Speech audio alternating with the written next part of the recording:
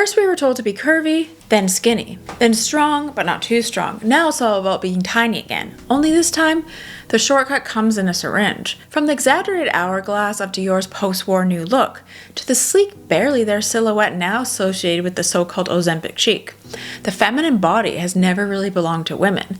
Instead, it has been sculpted, sold, and spun decade after decade by those in power, reshaped to reflect the ideals of the moment, often far removed from women's lived realities. These shifting beauty standards might seem like fashion or preference on the surface, but when you dig deeper, they reveal something far more calculated. They're mirrors of our culture's most persistent undercurrents: economic upheavals, media manipulation, and the enduring reach of the male gaze. Every silhouette we've been told to aspire to, whether the nipped waist of the 1950s or the hyper-toned, zero body fat look of today, tells a story about who has power, who doesn't, and who profits off the performance of femininity. In this video essay, we're diving deep into the rise and fall of the feminine ideal. Together, we'll unpack the historical roots of beauty trends, explore how media and economics fuel their rise, and question who really benefits when bodies become trends. So let's get into it.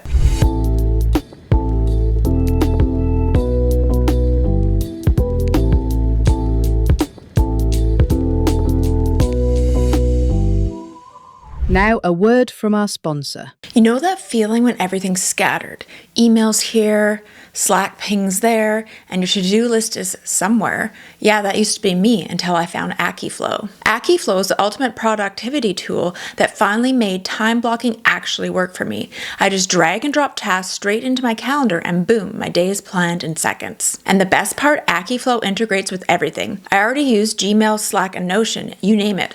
All my tasks land in one place, the universal inbox, so I never miss a thing. Then there's the AI Copilot. It learns my habits, auto-assigns tasks, and literally thinks ahead for me. It's like having a productivity assistant that never sleeps. Oh, and the stats feature, total game changer. I can actually see where my time goes, what's working and what's not. I've never felt more in control. You can even customize everything: event colors, daily rituals, and how you organize projects. It's all about building a workflow that works for you. Ready to level up your productivity? Click my custom link below to start your Akiflow journey with a free one-on-one onboarding call to help you get set up.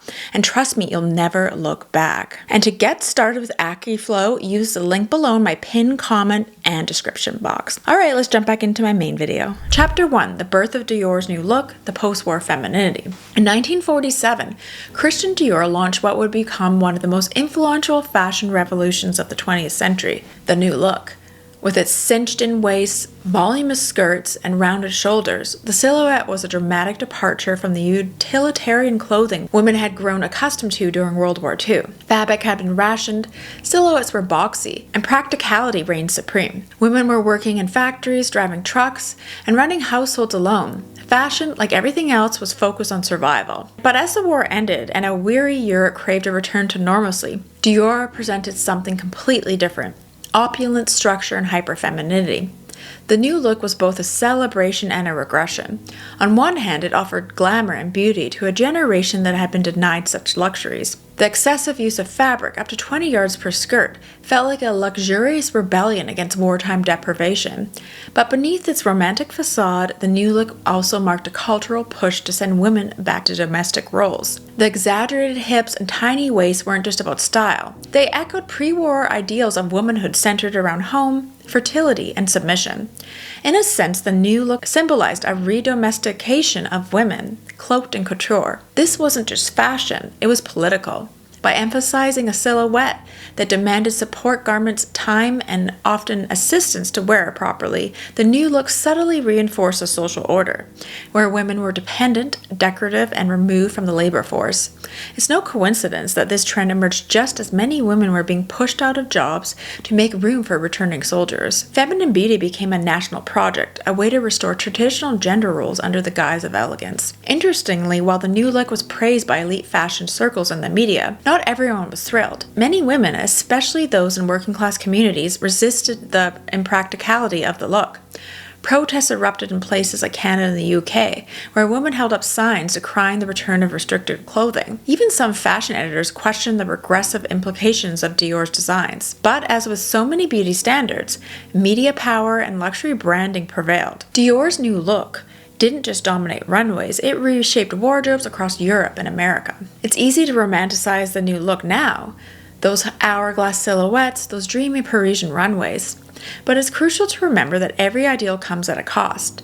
The new look may have brought beauty back to a drab world, but it also reinforced a narrow, controlled version of femininity. And like many trends that followed, it offered the illusion of empowerment while tightening the reins of conformity. Chapter 2: Power, Vanity, and Control. Male Influence and Beauty. Here's the uncomfortable truth behind most feminine beauty ideals. They were never created for women. Throughout history, the so-called perfect female body has been less about personal expression and more about external control, most often dictated by male voices and power. When Christian Dior introduced the new look, he wasn't simply creating dresses, he was reimagining the female form to align with a vision of femininity that served a broader patriarchal narrative. His exaggerated silhouettes flattered the male fantasy of womanhood, soft, delicate, and ornamental. And he wasn't alone. Behind the scenes of fashion houses, advertising agencies, and Hollywood studios were powerful men who carefully crafted images of ideal femininity and sold them as truth. In the 1950s, women's magazines, mostly written, edited, and owned by men, regularly dispensed advice urging women to maintain their figure for their husbands or to use makeup to remain appealing. Beauty wasn't positioned as empowerment or self-care, it was framed as a duty. And this wasn't limited to one decade. The thin, doll-like women of the 1960s, the toned aerobics icons of the 80s, and the rail-thin supermodels of the early 2000s all mirrored male-dominated media's shifting preferences for what was desirable, and more importantly, controllable. Think about how films and TV have reinforced this. Male directors cast women based on certain archetypes: the bombshell, the girl next door, the manic pixie dream girl. Each of these characters came with a matching body type and an aesthetic expectation. Even when female characters were meant to be powerful or flawed, they were still made to be visibly pleasing through a male lens. Take the early 2000s wave trend, epitomized by celebrities like Kate Moss and perpetuated by shows like America's Next Top Model, where women were encouraged to shrink themselves to disappear to be palatable. Pop culture didn't just reflect these ideals, it amplified and enforced them. Think about Mean Girls in 2004, which is a brilliant satire of the system. The infamous scene where girls stand in front of the mirror critiquing their bodies isn't just a teen drama, it's a direct commentary on how women internalize and perform beauty standards set by society. Fast forward to today, and the glossy filtered world of Instagram and social media has digitized that mirror. Women still compete to conform, but now it's under the pretense of empowerment. Even newer films, like The Perfect Find, supposedly more progressive, still often reinforce the same old ideals. Glossy skin, perfectly snatched waist, high glam femininity. The difference now is often wrapped in the language of self-love or personal branding, which can make it even harder to critique. And while it may seem that women now have more control than ever over how they present themselves, it's worth asking how much of this control is genuine and how much is simply a new version of the same old script. What part of today's feminine ideal feels most imposed? The pressure to be slim, flawless, effortlessly stylish, constantly glowing. And let me know in the comments below your thoughts on this. Chapter 3: Media's Muscle, Hollywood to Instagram. The media has always had an outsized role in shaping how we view our bodies, particularly women's bodies. From silver screens to smartphone screens, every new media era has introduced a new beauty ideal, wrapped in aspiration and delivered with authority. What began as carefully posed Hollywood glamour shots in the mid-20th century has evolved into real-time influencer stories and AI-enhanced selfies, each iteration more invasive and prescriptive than the last. In the 1950s, the media fixation was Marilyn Monroe. Her hourglass figure became the gold standard of feminine beauty, curvy but still controlled. Her image was everywhere, in films, on billboards, and beauty ads. Even her perceived flaws were commercialized. Magazines famously ran close-up shots of her armpits in beauty columns, dissecting how even her sweat glands managed to look feminine. That level of obsession didn't just elevate Monroe. It enriched a template. Desirable, but not too sexual. Curvy, but not too big. Glamorous, but not approachable. Then the pendulum swung. By the 1990s and early 2000s, the ideal had shrunk drastically. Enter Kate Moss, whose heroin chic look dominated fashion editorials. Her ultra-thin frame became the standard not just for models, but for any woman hoping to be seen as fashionable. The media didn't just reflect this trend, it actively created and enforced it. Magazine covers, red carpet commentary, and fashion campaigns glorified size zero figures. Entire industries, from modeling agencies to diet supplement companies, profited from the anxiety it created. And with each passing decade, as technology advanced, so did tools and body surveillance. The era of the glossy print gave way to the age of reality TV, where women's bodies were scrutinized in high definition, from makeover shows like Extreme Makeover to the objectifying gaze of The Bachelor. Women's appearances became entertainment, and their bodies storylines. Waist trainers, detox teas, and surgical enhancements weren't just products, they were plot points and punchlines, especially when promoted by celebrity reality stars. Social media, however, amplified this pressure in ways the film and TV industries never could. On platforms like Instagram, TikTok, and YouTube, the ideal body is now crowdsourced, algorithm approved, and constantly evolving. Influencers post what I eat in a day videos that subtly promote disordered eating. Fitness influencers document their exact glute workout routines, complete with Amazon storefront links. And beauty creators swear about the latest injectable, serum, or supplement, often without disclosing sponsorships. These aren't just beauty suggestions, they're sales pitches wrapped in a parasocial trust. What's even more dangerous is how curated and filtered these images are. While vintage media could only airbrush so much, today's platforms offer real-time editing, AI body reshaping, and skin smoothing, all presented as candid, effortless beauty. We're watching a reality in hyper-reality and comparing ourselves to digital avatars that don't even exist. And yet, the pressure is real. With likes, comments, and follower counts reinforcing what's beautiful, maintaining a certain body becomes not just an aesthetic goal, but a form of social currency. Think back to the waist trainer trend, made famous by the Kardashian empire and mimicked by thousands of influencers. What started as a niche fitness accessory became a status symbol, a body hacking shortcut glorified in Get Ready With Me videos. Waist trainers were rarely presented as restrictive garments. They were confidence boosters sold through affiliate links and coded in an empowerment language. But ask yourself, have you ever tried a beauty or wellness trend just because someone online claimed it was life-changing? Maybe it was a waist trainer, an LED mask, or a 5-minute ab routine. The question isn't whether these things work, it's who benefits from the cycle of constant optimization, and why the ideal body always seems to be just out of reach. Chapter 4, Economics of the Ideal, Buying into Body Trends. Let's talk about the real engine behind beauty standards, money. Every iteration of the feminine ideal comes with a price tag, and historically, those price tags have been designed to keep women buying into products, services, and ultimately belief systems.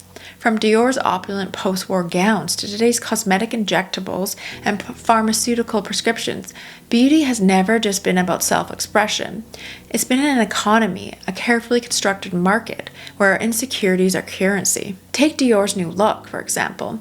Those voluminous skirts and corseted waists weren't just fashion statements, they were luxury items accessible only to women of a certain class. Couture designers like Dior didn't just set style trends, they set spending trends. To participate in the beauty ideal meant investing in tailor-made garments, shapewear, and hours of upkeep. Fast forward to the 90s and early 2000s, and brands like Victoria's Secret turned sex appeal into a retail empire. Lingerie wasn't just undergarments, it became a lifestyle brand. Meanwhile, the grunge look sold its own kind of rebellion, but even that effortless aesthetic came with its own uniform. Designer jeans, tank tops, and a body slim enough to make it all look accidental. Today, beauty is a big business, and its biggest profits often come under the guise of wellness. Skincare lines, diet apps, collagen supplements, and cosmetic procedures all promise to help women glow up or age gracefully. But the underlying message remains the same. You must pay to be acceptable. With the rise of injectables like Botox and fillers, beauty maintenance has shifted from occasional indulgence to routine investment. Now even weight loss has been medicalized and monetized. The emergence of drugs like Ompic, originally developed to treat diabetes, has sparked a wave of off-label use aimed purely at aesthetic results. These prescriptions can cost hundreds to thousands of dollars per month, and they're often promoted by influencers, not doctors. The line between healthcare and beauty is increasingly blurry. Shows like Grey's Anatomy or other kind of doctor-based shows might portray these drugs in serious life or death contexts, but in the real world, clinics and med spas advertise them as the latest beauty fix, And just like Spanx or waist trainers before them, they're sold as a solution to a body that isn't quite right. So here's the uncomfortable question. How much of what we spend on wellness is actually about health, and how much is about chasing the ideal that's been sold to us? From facials to fasting apps, aesthetic culture has become a subtle form of economic control. Because the truth is, in this beauty economy, perfection isn't the goal, it's the product. And the more we feel we fall short, the more we're compelled to buy in. Chapter 5, Ozempic, Chic, and the Next Wave. In the last few years, a new body trend has quietly and then not so quietly taken hold. Ozempic Chic. Named after the type 2 diabetes drug Ozempic, this aesthetic isn't about health, fitness, or even fashion. It's about extreme, rapid weight loss, facilitated by pharmaceuticals. At first, the drug made headlines as a legitimate treatment for diabetes and obesity, but soon celebrities and influencers and even everyday users began flaunting dramatic transformations attributed to the medication, sometimes without disclosing they were using it at all. As before and after photos went viral online and TikTok flooded with testimonials, a new body ideal began to emerge.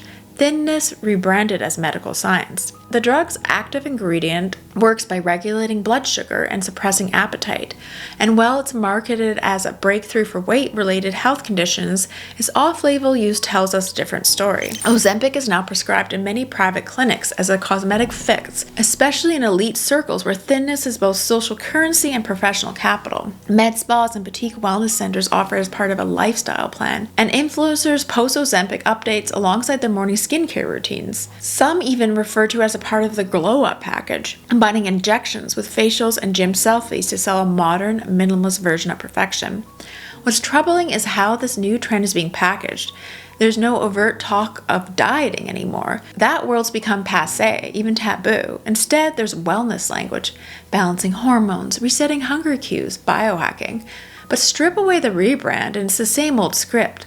Women are once again encouraged to shrink themselves, only now the method is cloaked in scientific authority and luxury branding. Ozempic isn't about liberation, it's about obedience, this time through prescription. Pop culture isn't ignoring the shift. So many shows on television are directly referencing these drugs, as well as many health podcasts are discussing the use for optimization. But whether the tone is humorous, critical, or neutral, the message remains the same. Success, desirability, and self-control are still linked to thinness. The body may be changing, but the value system hasn't. So we have to ask ourselves, is this really the end of diet culture, or is it just the next evolution, slicker, subtler, and more medically sanctioned? Would you consider taking these drugs for appearance alone? And if so, are you chasing health or fantasy, or a body constructed by algorithms, ad agencies, and celebrity influence? The tools may have changed, but the system is eerily familiar. As we look back on the shifting silhouettes of the past century, from the post-war hourglass of Dior's new look to today's Ozempic-fueled minimalism, one thing becomes painfully clear. The feminine ideal has never been static. It's not grounded in biology, comfort, or even true desirability. Instead, it's a moving target crafted by industries that profit from our insecurities, by media machines that reward conformity, and by power structures that have long dictated how women should take up space. Or more accurately, how little space we're allowed to occupy. Each body trend has been sold to us as a kind of salvation. Dior's cinch waist promised post-war luxury and domestic harmony. The waifishness of the 90s was pitched as effortlessly cool. The wellness boom of the 2010s turned self-optimization into a spiritual quest. And now, Ozempic Chic is framed as a science-backed shortcut to self-discipline and social acceptance. But peel back the layers and they all share the same core message. You're not enough as you are. What's perhaps the most disheartening is how easily these ideals are reframed as empowerment. We're told it's about choice, autonomy, or self-care, but real autonomy doesn't require pharmaceuticals to meet someone else's beauty standard. True empowerment means that freedom to exist outside of that standard entirely, and yet many of us are caught in this cycle, not because we're shallow or vain, but because the system is designed to make us feel like failure is personal, not structural. So where do we go from here? Maybe the first step is recognizing the difference between personal preference and cultural programming. Maybe it's pushing back when a trend promises transformation but demands obedience. Maybe it's reclaiming beauty as something expansive, not exclusive, because the ideal body will always change, but our worth never should. So let me know in the comments below. It's so interesting to see kind of the rise and fall of the feminine ideal. What will come next? Like, I'm assuming Ozempic is here to stay. I know that it has helped a lot of people, and I think people with diabetes and a lot of health problems. I mean, I understand that it has been really helping and probably saving certain people's lives. It'll be interesting to see what happens long term. I know it's a new drug, but it's just interesting to see how thinness is back in after a decade of body positivity. So let me know in the comments below your thoughts on the subject. All right, thanks for watching.